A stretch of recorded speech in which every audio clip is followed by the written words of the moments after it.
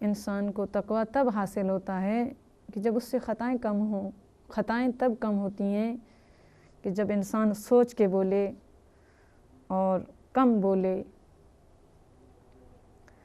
تقوی کی مثال ہم آپ کی خدمت میں عرض کر رہے تھے کہ مولا امیر المومنین علیہ السلام جو امام المتقین ہیں، اور یہاں پہ تو ہمیں بہانہ مل جاتا ہے کہ وہ معصوم تھے، ہم غیر معصوم ہیں، بے شک معصوم آئے اس لیے کہ ہم ان کی پیروی کریں، وہی ہمیں ہدایت پہ لے جانے کا راستہ ہیں، وہی صراط مستقیم ہیں۔ حضرت ابو ذر غفاری ایک برجستہ صحابی رسول ملتا ہے، عطا بیان کرتے ہیں ایک شخص، ایک راوی، کہ میں نے ہمیشہ ابو ذر کو دیکھا کہ وہ ایک ہی لباس میں ہوتے ہیں، وہ سیدھا سا لباس پہنا ہوا ہوتا ہے۔ میں نے پوچھا ابو ذر آپ کے پاس کوئی دوسرا لباس نہیں ہے؟ مسکرا کے کہنے لگے ہے میرے پاس ایک اور لباس ہے جس کے ساتھ میں نماز پڑھتا ہوں۔ اچھا دو لباس ہیں؟ کہا ہاں میرے پاس فقط دو لباس ہیں، ایک یہ اور ایک دوسرا نماز کا لباس۔ کہا اور تمہارے پاس کچھ نہیں؟ کہا نہیں میرے پاس ہے، ضرورت کا ہے اور میں اس سے زیادہ نہیں رکھ سکتا، اس لیے میرے سے زیادہ ضرورت مند میرا بھتیجا ہے، میں اس کی ضرورت کو بھی پورا کرتا ہوں۔ تو یہ شخص کہنے لگا کہ آپ یہ کیا کہہ رہے ہیں، آپ تو بہت محتاج ہیں۔ حضرت ابو ذر غفاری نے کہا کہ نہیں، تو دنیا کو اہمیت دے رہا ہے، اور دعا کے لیے دست اٹھائے اور کہا شکر ہے خدا، میں تیری ذات کا محتاج ہوں، اس دنیا کا نہیں، تیری ذات کا محتاج ہوں مغفرت کے لیے، تو ہی رزق دینے والی ذات ہے۔ اور اس کے بعد حضرت ابو ذر غفاری نے فرمایا مجھے کیا ضرورت ہے دنیا جمع کرنے کی، اور میرے پاس ہے کھانے کے لیے، مجھے ہفتے میں ایک مرتبہ روٹی مل جاتی ہے اور پینے کے لیے پانی مل جاتا ہے، ہر روز ایک گلاس دودھ کا مل جاتا ہے، اور اللہ نے مجھے بہترین بیوی شریک حیات عنایت کی ہے جو مجھے وقت پر غذا تیار کر کے دیتی ہے، اس سے زیادہ اور کیا ہونا چاہیے؟ شکر ہے اس رب کا جس نے اتنی نعمتیں دی ہیں۔ اور کہتے ہیں کہ ابو ذر رسول اللہ کی زندگی میں ہمیشہ ایک خرمہ روزانہ نوش کرتے تھے، اس سے زیادہ نہیں کھاتے تھے، اور ہمیشہ عہد کیا تھا کہ ہر روز ایک خرمہ کھاؤں گا۔ ایسے بھی متقی انسان تھے جو اپنے تقوی کی حفاظت کرتے تھے۔ اور اسی طریقے سے علم اخلاق کے استاد آغا شیخ انصاری کے متعلق ملتا ہے کہ وہ ایسے تھے کہ شک والی چیز سے بھی پرہیز کرتے تھے، یعنی جس چیز میں ڈاؤٹ تھا اس سے بھی پرہیز کرتے تھے۔ ایک مرتبہ کہتے ہیں سفر پہ جا رہے تھے تہران میں، ان کا قیام ایک درسگاہ میں ہوا، تو وہاں پہ آغا نے طالب علم کو کچھ پیسے دیے اور فرمایا کہ یہ جا کے روٹی لے آؤ۔ جب وہ روٹی لے آئے، آغا نے دیکھا کہ اس روٹی کے اندر حلوہ بھی ہے، تو آغا نے فرمایا کہ یہ حلوہ میں نے تو روٹی کے پیسے دیے تھے، یہ حلوے کے پیسے کس نے ادا کیے؟ کہا اس کے حلوے کے لیے میں نے اپنے ایک دوست سے قرض لیا تاکہ روٹی حلوے کے ساتھ کھا سکے۔ آغا نے وہ روٹی نہیں کھائی۔ جب دوبارہ اس طالب علم کی آغا سے ملاقات ہوئی تو کہنے لگے کہ آغا آپ اس منزل پہ کیسے فائز ہوئے؟ کہا کہ میرے اندر جرأت نہیں تھی کہ میں وہ روٹی حلوے والی روٹی کھاؤں۔ کیوں؟ اس لیے کہ مجھے ڈر تھا کہ اس کا قرضہ ادا کرنے سے پہلے آپ دنیا سے چلے جائیں، تو یہ میرے لیے صحیح نہیں تھا۔ اور اسی طریقے سے امام خمینی رحمۃ اللہ علیہ کی مثال ملتی ہے کہ جب ان کی پسند کی کوئی چیز ان کے سامنے لائی جاتی تھی تو بہت کم کھاتے تھے، اور ان کی مسز فرماتی ہیں کہ ایک مرتبہ آغا کو تربوز بہت اچھا لگتا تھا، گرمی کا موسم، میں نے کاٹ کے فریج میں رکھا، بہت میٹھا بہت ٹھنڈا، جب آغا آئے تو پیش کیا، جب آغا نے ایک لقمہ لیا اس کے بعد اس پہ بہت زیادہ نمک ڈال دیا، میں نے کہا آغا یہ کیا کیا آپ نے؟ تو آغا نے ارشاد فرمایا کہ اس سے میرا نفس خوش ہو رہا تھا اور میں زیادہ کھا جاتا، تو اپنے نفس کو میں خوش نہیں رکھنا چاہتا۔ بعض اوقات ان کی روٹین تھی کہ گرمیوں میں ٹھنڈے پانی میں گرم پانی مکس کر دیتے تھے۔ یہ لوگ تقوی کی منزل پہ فائز تھے۔ ہمارے پاس ہماری پسند کی کوئی چیز آئے تو ہم 4 لقمے زیادہ لیں گے۔ معزز ناظرین، بس یہ کہ تقوی کو پانا بھی آسان ہے، لیکن تقوی کی حفاظت کرنا بہت مشکل ہے۔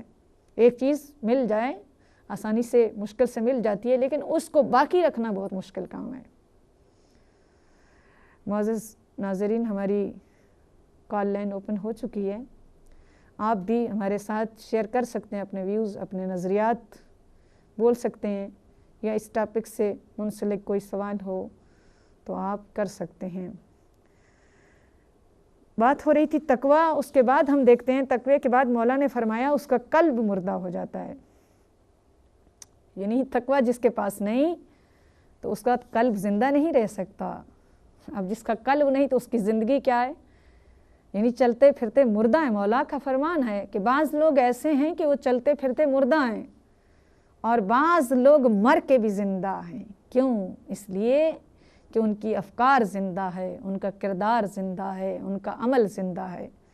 اور جن لوگوں کا دل مردہ ہو جائے پھر ان کو حق و باطل کی پہچان نہیں رہتی، پھر ان کو گناہ و ثواب کی تمیز نہیں رہتی، پھر اس کو چھوٹے بڑے کا خیال نہیں رہتا، پھر ان کے سامنے والدین کا احترام نہیں رہتا۔ جس کا دل مردہ ہو جائے پھر اس کے سامنے حلال و حرام کی پہچان نہیں رہتی، پھر اس کے پاس کیا رہتا ہے؟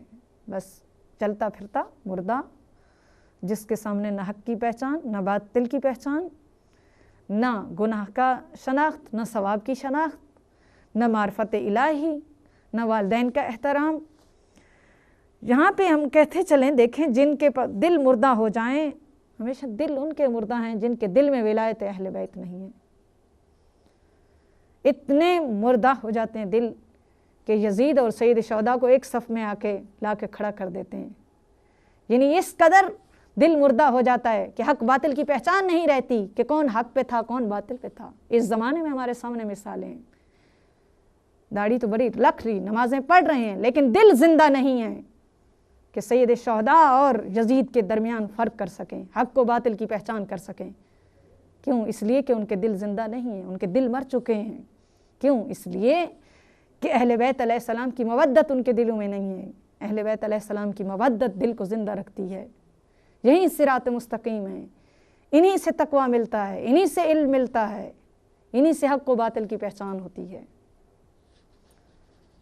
بس اگر ہم چاہتے ہیں ہمارے دل زندہ رہیں، ہمیں صراط مستقیم پر قائم رہنا ہے، تو ہمیں اہل بیت علیہ السلام کی سیرت کا مطالعہ کرنا ہوگا، اہل بیت علیہ السلام کے فرامین پر عمل کرنا ہوگا، اور فقط نام کے شیعہ نہیں، نام کے مسلمان نہیں۔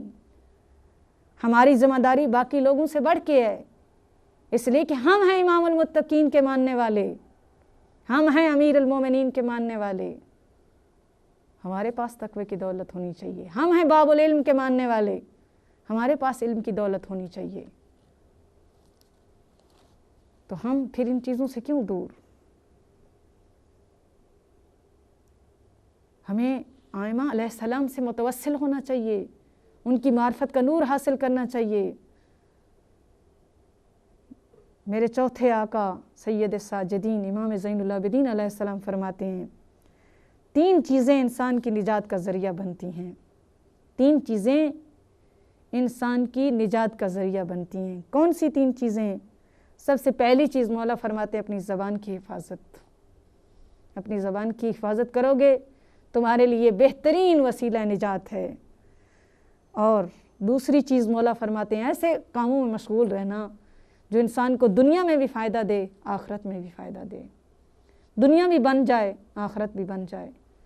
اس کی مثال ہم واضح پچھلے لیکچر میں بھی ہم نے آپ کی خدمت میں عرض کیا تھا کہ دنیا کا فائدہ اور آخرت کا فائدہ ہم کیسے حاصل کرتے ہیں؟ جاب پہ جا رہے ہیں، ہاتھ آپ کے مصروف ہیں، زبان ذکر الہی میں مصروف رہے، کچن میں کام کر رہے ہیں، ہاتھ آپ کے کام میں مصروف ہیں، زبان ذکر صلوات میں مصروف رہے، کپڑے استری کر رہے ہیں، دنیا کا فائدہ ہے۔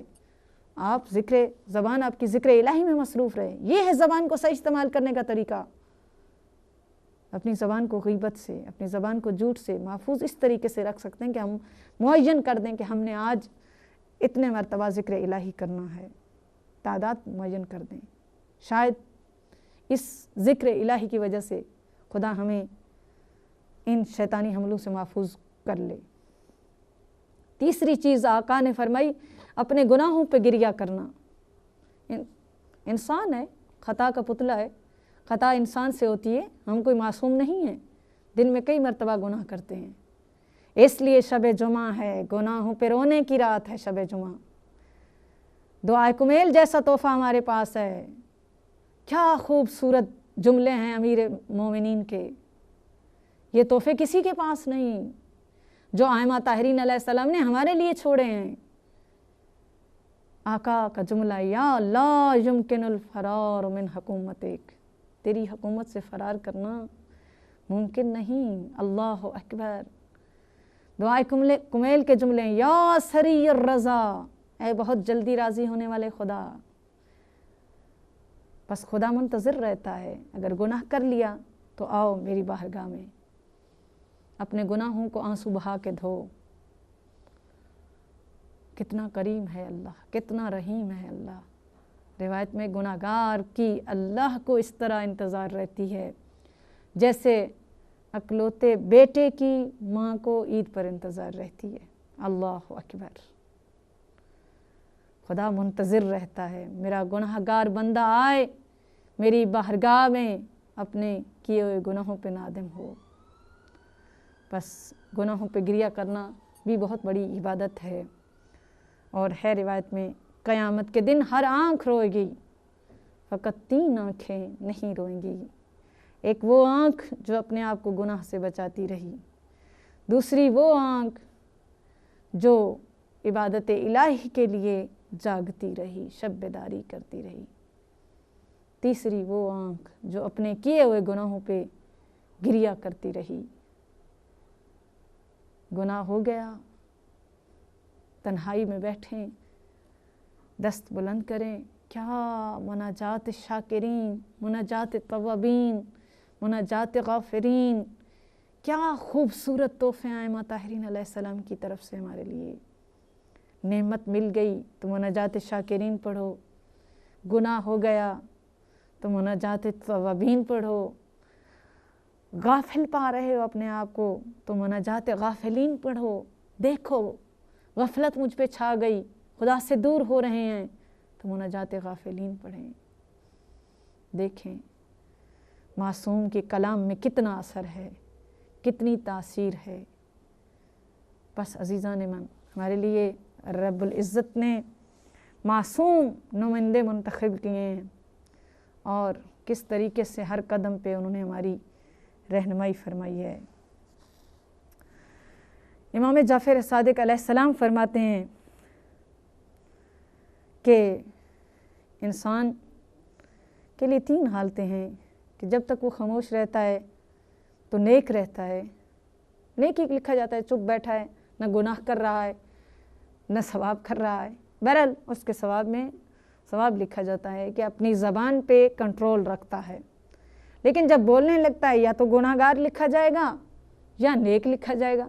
ज़ाहिर है जब बोलेगा या तो कोई मुस्बत काम करेगा या मनफी करेगा, या अच्छी बात करेगा या किसी की बुराई करेगा या ग़ीबत करेगा। तो इससे बेहतर है कि अगर सही इस्तेमाल नहीं कर सकते तो फिर खामोश रहें, गलत इस्तेमाल न करें। इस अल्लाह की दी हुई नेमत को गलत इस्तेमाल हमें फिर नहीं करना चाहिए। अगरचे बहुत मुश्किल है कि इंसान इस पे कंट्रोल करे, बहुत मुश्किल हो जाता है।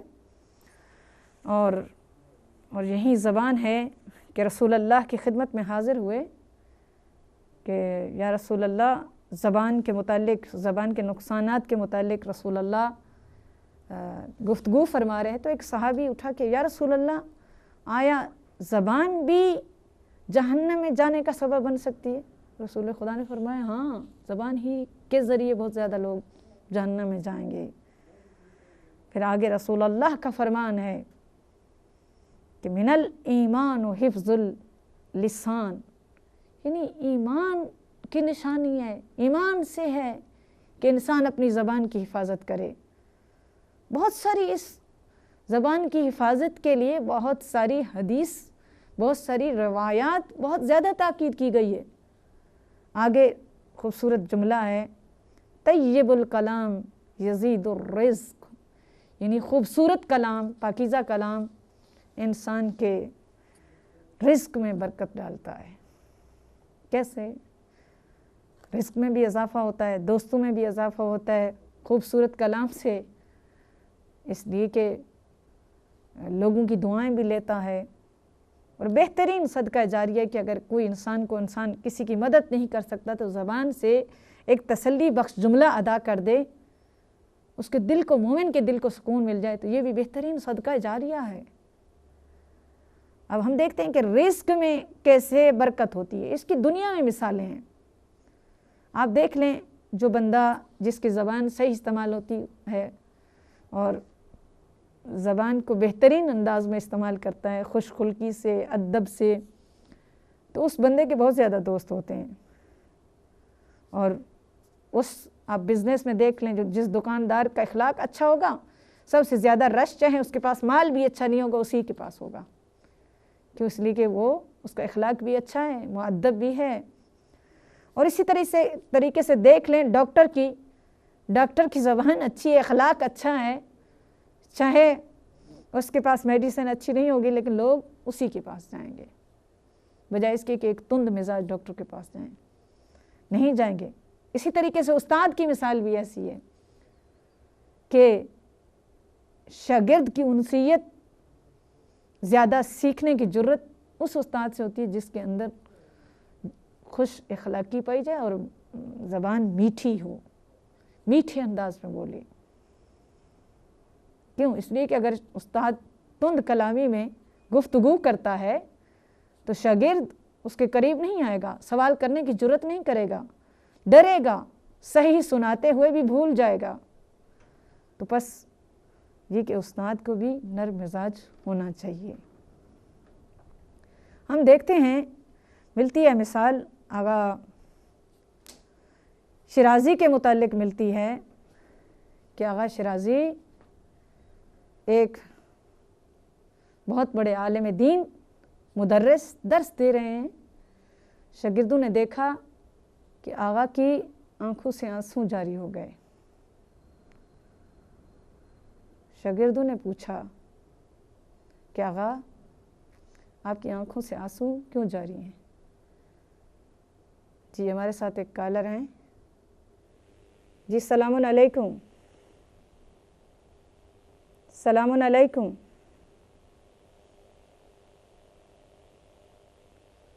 कॉल शायद ड्रॉप हो गई, दोबारा आप कॉल कर सकते हैं। तो मिलता है कि शागिर्दों ने जब सवाल किया आगा शिराज़ी से, क्लास के दौरान आपकी आंखों से आंसू क्यों जारी हो गए? आगा ने फरमाया, रात मैंने एक ख्वाब देखा है। ख्वाब में देखा है कि मैं मर जाता हूँ, मेरा जनाजा होता है, मेरी तदफीन होती है। जब मुझे कब्र में उतारा जाता है तो मैं देखता हूँ कि एक सफ़ेद रंग का कुत्ता है जो मुझ पे हमला कर रहा है। मैं बहुत परेशान हो जाता हूँ। अल्लाहु अकबर। जब मैं परेशान होता हूँ उसी वक्त मैं देखता हूँ सैयद शुहदा मज़लूम करबला मौला इमाम हुसैन तशरीफ़ लाते हैं और मुझे तसल्ली देते हैं कि शिराज़ी परेशान ना हो, लेकिन शिराज़ी ये कुत्ता तुमने ख़ुद तैयार किया, ये तुम्हारी सख्त कलामी की वजह से ये तुम्हारे लिए तैयार हुआ। आगा शिराज़ी उठ बैठे, कहते हैं उस वक्त से मेरा दिल बेचैन है। शागिर्दों से माज़रत करते हैं कि कहें मैंने आप लोगों के साथ अगर सख्त अंदाज में बात की हो तो माफ़ कीजिएगा। हम देखें आज कल हमारे माशरे में ज़्यादा नुकसानात, ज़्यादा जुदाइयाँ इसी ज़बान की वजह से हो रही हैं। घर में, माशरे में घर जहन्नम बन चुके हैं। मियाँ बीवी की जुदाई, बीवी मियाँ से बढ़ के सख्त कलामी करती है, शोहर बीवी से बढ़ के बाहर की थकावट नहीं। اللہ نے یہ خوبصورت رشتے بنائے ہیں، خوبصورتی کے ساتھ ان کو باقی رکھیں۔ شوہر تھکا ہوا آتا ہے تو بیوی آگے تند مزاجی سے، دیر سے کیوں آئے، ضرورت کی فلاں چیز پوری نہیں کی، اگر اسی کو اچھے انداز میں کہے خیریت تو تھی، دیر سے کیوں آئے، تھوڑا سا انداز بدل دے، اس میں کوئی ہمارا خرچ تو نہیں ہوگا، کیا ہوگا؟ جہنمی زندگی جنتی زندگی بن جائے گی، بے سکون زندگی میں سکون آ جائے گا۔ انسان اگر اپنے اندر نرم مزاجی پیدا کر لے۔ بدقسمتی سے ہمارے معاشرے میں تند مزاجی بہت زیادہ پائی جاتی ہے، جس کی وجہ سے بہت سارے لوگوں کا دل ٹوٹ جاتا ہے، بہت سارے ہمارے نیکیاں ضائع ہو جاتی ہیں، اور اس انسان کا دنیا سے جانا لوگوں کے لیے خوشی کا سبب بنتا ہے۔ کہتے ہیں چلو چلا گیا تو ٹھیک ہے، اور لوگ اس سے ڈرتے ہیں، اس سے ملنے سے ڈرتے ہیں، اس کی ملاقات سے ڈرتے ہیں، اس کے سامنے جانے سے ڈرتے ہیں کہ کہیں کوئی ایسی بات نہ کر دے۔ بدبخت ہے وہ شخص جس کے ملنے سے لوگ ڈریں، جس کی زبان سے لوگ ڈریں، جس کے شر سے لوگ ڈریں۔ بس یہ کہ جو لوگوں کی مزاج میں نرمی ہوتی ہے، زبان میں نرمی ہوتی ہے، چاہے وہ دنیا میں رہیں چاہے دنیا سے چلے جائیں، ان کو لوگ، معاشرہ اچھے نام سے یاد کرتا ہے۔ اور انسان کا کردار بھی ایسا ہونا چاہیے، اپنی ذات کے لیے نہ جیے، دوسروں کے لیے جیے۔ اگر کسی نے تکلیف پہنچا دی تو معاف کر دیجیے۔ اور یہاں پہ میں کہتی چلوں، کل ہمارے ایک بزرگ سیدزادہ سید سخاوت حسین شاہ صاحب کی رحلت ہوئی، اور بہت خدمت گزار گزرے دین کے، خدا ان کے درجات بلند کرے۔ اور یہ ایک مرد مومن بھی ایسے تھے جن کی علماء کے زبانی تعریف سنی ہے کہ علم دوست، دین کے خدمت گزار، نرم مزاجی، بہت خوش خلق۔ یہ تھی کہ کل ان کے جنازے میں کتنا بڑا مجمع تھا، کتنے زیادہ لوگوں کی شرکت تھی، اور ہر آنکھ پرنم تھی کہ دنیا میں رہو تو مولا فرماتے ہیں لوگ تمہاری زیارت کے مشتاق رہیں، دنیا سے چلے جاؤ تو لوگ تمہارے فراق پہ گریہ کریں۔ بس رب العزت ہمیں اخلاقی بیماریوں سے محفوظ فرمائے، اور اس اللہ کی دی ہوئی نعمت کو صحیح استعمال کرنے کی توفیق عطا فرمائے۔